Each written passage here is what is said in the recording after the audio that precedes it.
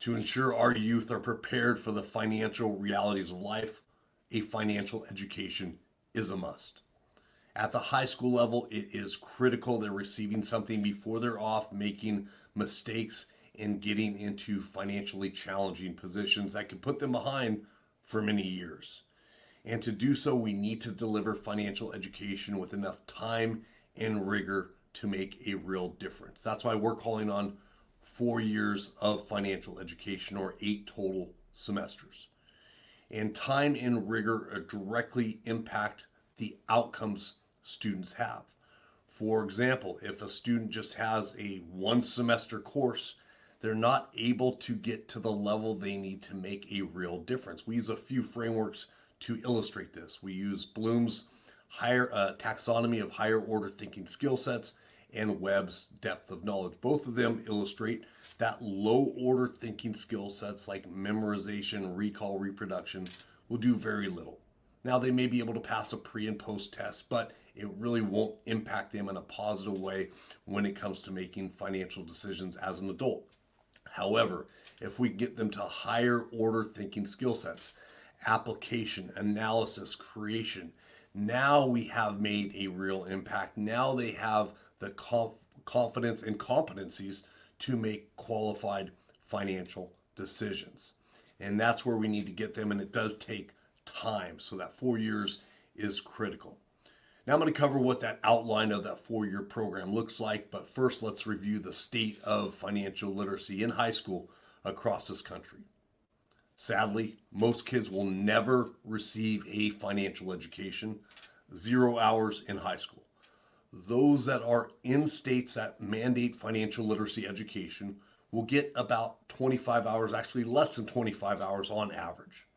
And the states with the highest standards only require 1 semester of financial education, which is not enough, especially if we want them to work toward those higher order thinking skill sets I described earlier. Now, at 1 semester, we may be able to get them to pass a pre and post test, but again, little will be done to make a real difference in their life.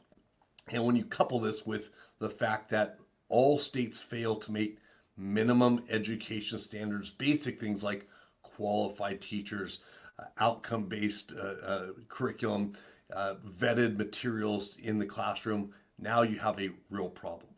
So that 4 years is critical, especially with a topic as important as finances. It's so directly related to core human needs and people's life experience, their security, their overall ability to live a life and work toward their dreams. It's critical we put a special attention on this subject. So what does a 4 year or 8 semester financial literacy program look like? Well, first off, we need to talk about the income coming in, and a year to a year and a half should be focus area. We have a detailed breakdown as well on the site, but I'll give you the general framework for what this looks like. And on the income side, it's critical. It's often overlooked in financial education, but without money coming in, what can you manage? So it's a critical piece. So that income coming in is an important aspect. We're going to cover things that should be covered in high school material. Basic things like exploring career options, understanding what industries are growing and what industries may be replaced with current technical developments. A lot of industries are being replaced and people are going to be displaced because of career choices they have made. Some time needs to be focused there. We need to prepare kids for the basics of getting a job.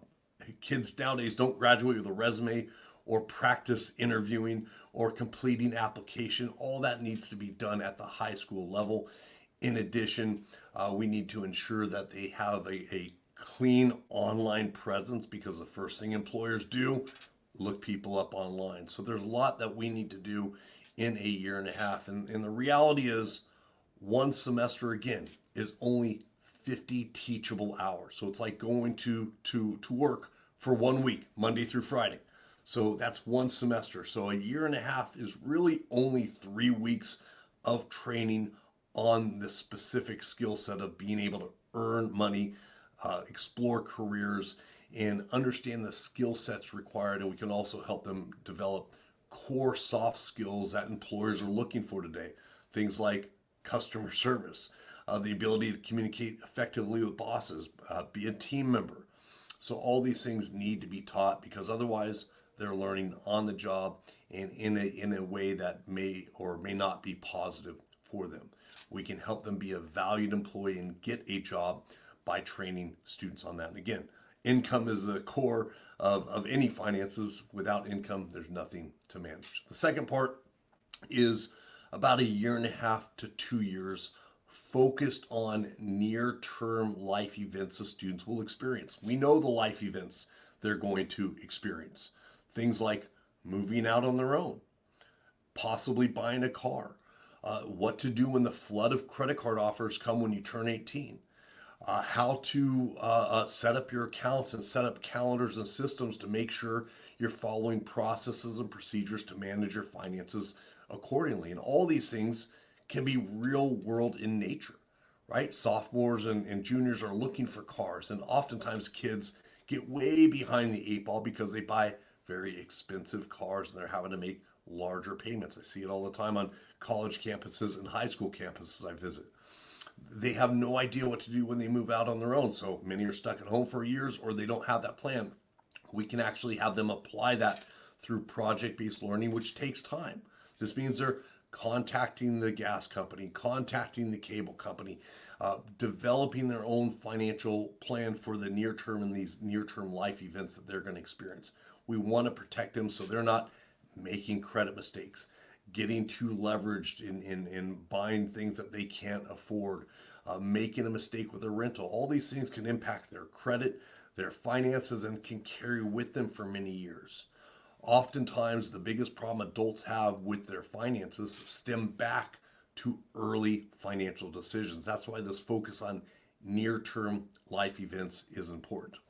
The other aspect here I think is critical that should be a separate class. So, another semester class would be college planning. For those people planning on attending college, that should be a separate class focused on things like deciding on what college to go based off the return on investment it can provide, leveraging what they've done on the income in that career class to assess what skills they need and determine if college is required for them.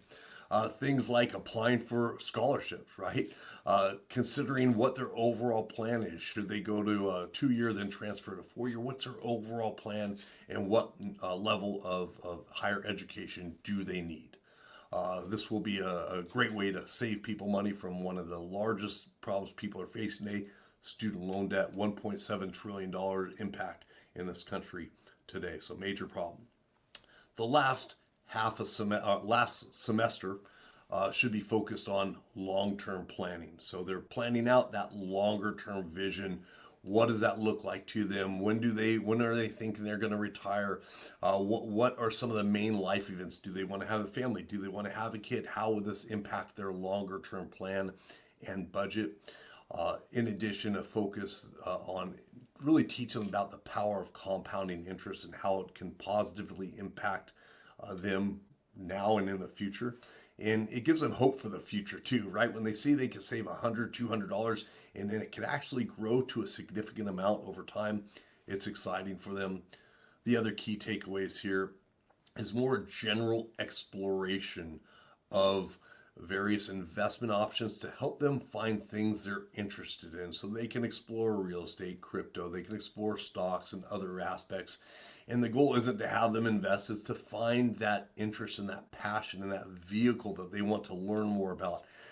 Encourage them to find those mentors or those podcasters or authors that they enjoy reading or learning from so they can continue this lifelong learning event. We want to inspire them in this last semester, the long-term planning, really inspire them to continue to gain long-term knowledge and knowledge in areas that show an interest to them, right?